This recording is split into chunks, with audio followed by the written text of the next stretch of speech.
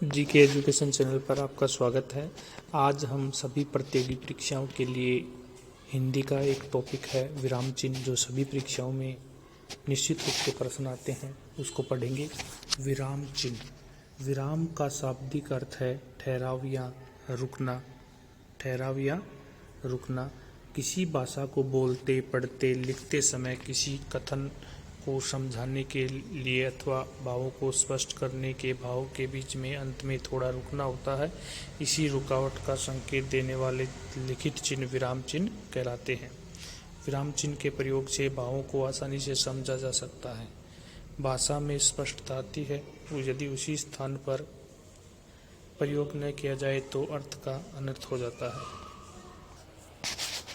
जैसे रोको मत जाने दो, रोको मत जाने दो।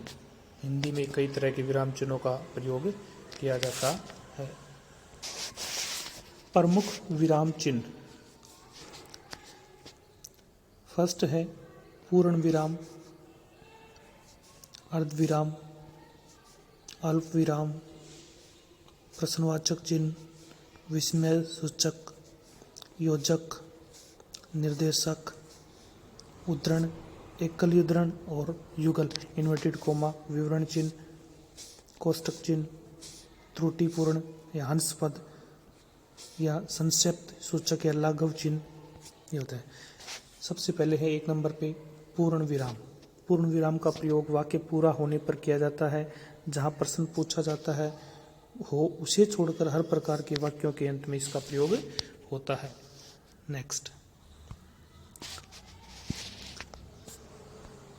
जैसे सुबह का समय था तो था के बाद में पूर्ण विराम। भारत मेरा देश है के बाद में पूर्ण विराम।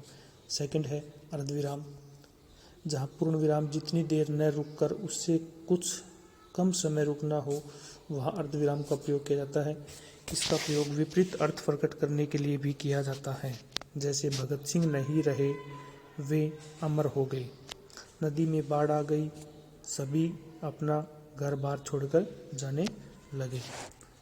अल्प विराम।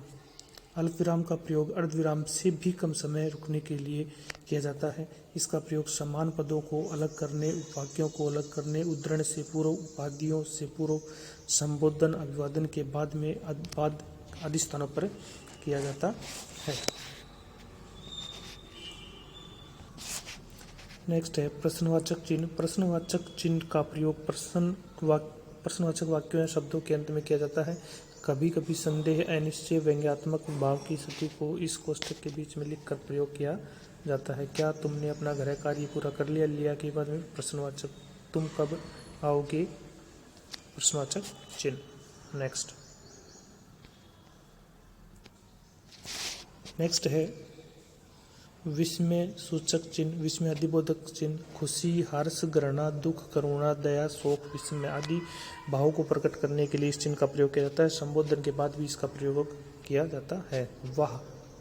वह कितना सुंदर पक्षी है, या खुशी दर्शाने के लिए अरे तुम आ गई, आश्चर्य दर्शाने के लिए ओह तुम्हारे साथ तो बहुत बुरा हुआ, दुख प्रकट करने के लिए विस्मय अधिबोधक चिन्ह का प्रयोग किया जाता है। योजक चिन्ह 6 नंबर पे है योजक चिन्ह। इस प्रकार के चिन्हों का प्रयोग युग्म शब्दों के मध्य दो शब्दों के संबंध स्पष्ट करने तथा शब्दों को दोहराने की स्थिति में किया जाता है। जैसे पीला सा, खेलते खेलते, दुख और सुख।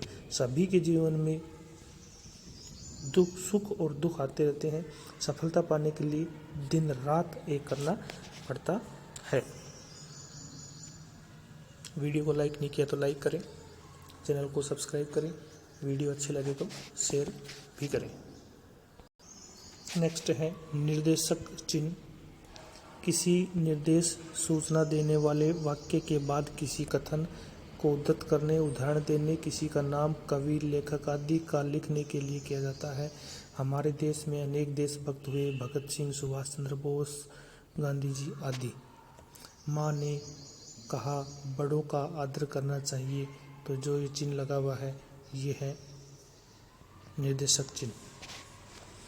नेक्स्ट है उद्धरण चिन्ह, इन्वर्टेड कोमा। किसी के कहे हुए कथन वाक्यों को, किसी रचना के अंश को ज्यों का त्यों प्रस्तुत करना हो तो अंत में इस वाक्य का इस चिन्ह का प्रयोग किया जाता है। उद्धरण चिन्ह दो प्रकार के होते हैं, इकहरा सिंगल इन्वर्टेड कोमा और दोहरा डबल इन्वर्टेड कोमा। इकहरी चिन्ह का प्रयोग विशेष व्यक्ति, ग्रंथ, उपनाम आदि को प्रकट करने के लिए किया जाता है।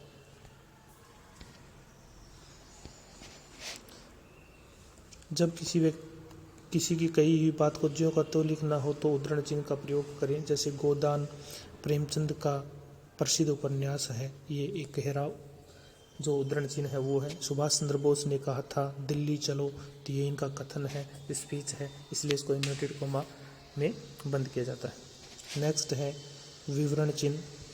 इसका प्रयोग विवरण या उदाहरण देते समय किया जाता है। गांधी जी ने 3 बातों पर बल दिया, सत्य, अहिंसा और प्रेम। तो ये जो शब्द दिया गया है बीच में, ये उद्धरण चिन्ह का होता है निशान। कोष्टक। नेक्स्ट है कोष्टक। वाक्य के बीच में आए पदों एवं शब्दों को पृथक रूप देने के लिए कोष्टक लिखा जाता है।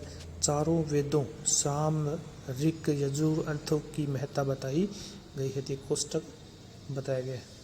नेक्स्ट है त्रुटिपूरक चिन्ह या हंस पद। लिखते समय कोई शब्द छूट जाता है तो इस चिन्ह को लगाकर ऊपर छूटा हुआ शब्द लिखा जाता है। इस चिन्ह को हंस पद या विस्मरण चिन्ह भी कहते हैं।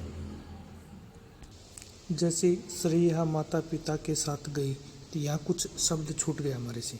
श्रेया माता पिता के साथ गई, तो यहाँ ये चिन्ह लगाकर बीच में उसके ऊपर हमें कहाँ गई वो लिखना था, तो इसमें हमने हंस पद त्रुटिपूर्वक जो चिन्ह होता है उसका प्रयोग करके इसको सही किया।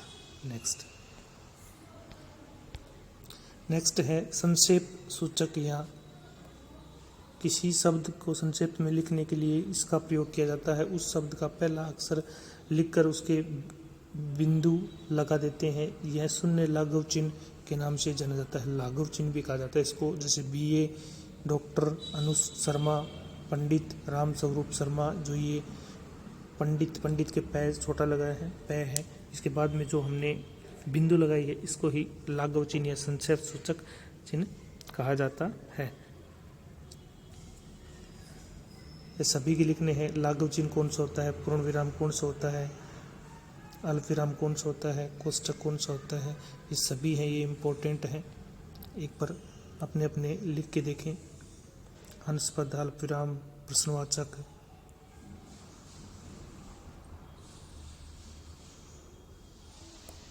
अर्धविराम, पूर्ण विराम,